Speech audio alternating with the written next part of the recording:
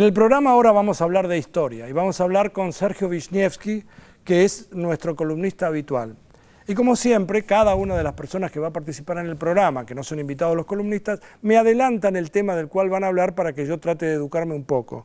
Y cuando leí lo que escribiste sobre fiebre amarilla, me impactó no solamente porque no conocía, sino porque me parece muy interesante para dar explicación a varias cosas y me gustaría hablarlas con vos. Pero voy a leer los datos crudos que él escribió. En enero del año 1871, la fiebre amarilla mató al 8% de los habitantes de la ciudad. Hablo de Buenos Aires. Al 8% de la ciudad.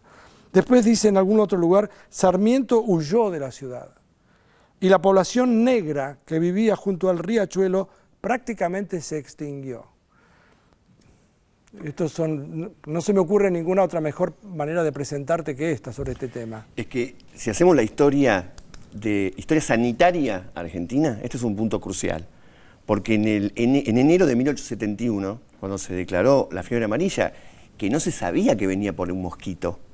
Las teorías de ese momento decían que era por medio de unos miasmas, una especie de humos. Y entonces estaban totalmente indefensos para defenderse.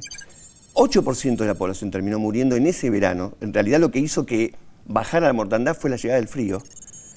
Si te pones a calcular 8% de la ciudad hoy en día, estamos hablando... 200 y pico de mil personas, o bueno, más o menos. Más o menos. O sea, es un escándalo impresionante. Es un escándalo impresionante. Y se lo trató de tapar al principio, porque se venía el carnaval, se venían los carnavales, esto era enero, y entonces las primeras declaraciones de que se viene una tragedia no salía por ningún lado.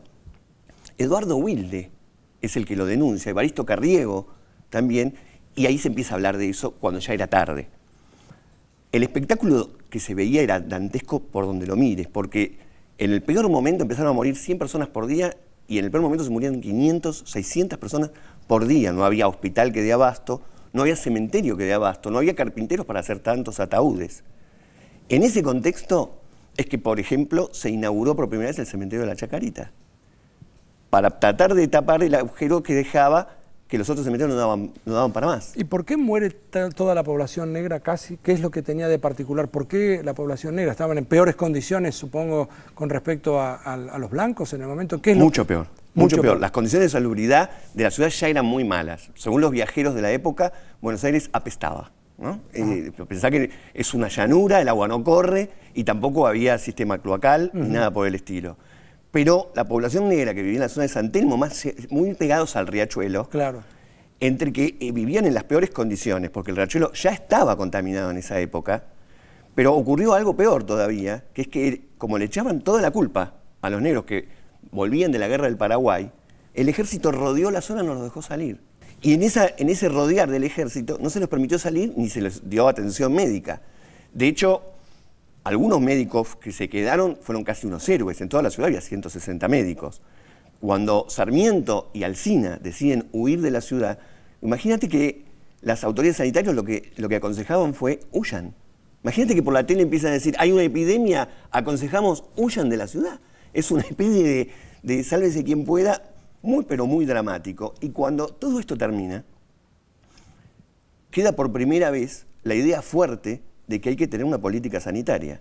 A partir de ahí se construyen cloacas, a partir de ahí se empieza a preocupar el Estado por tratar de ver que lo que le pasa a los más pobres le puede pasar a los más ricos, y que también ahí, según un libro muy interesante de Scuy, por primera vez los ricos buscan la zona norte y se alejan de donde vive el resto de la ciudadanía, que queda más para la zona sur. Hay un cambio geográfico con corte social en lo que va a ser cómo se habita la ciudad.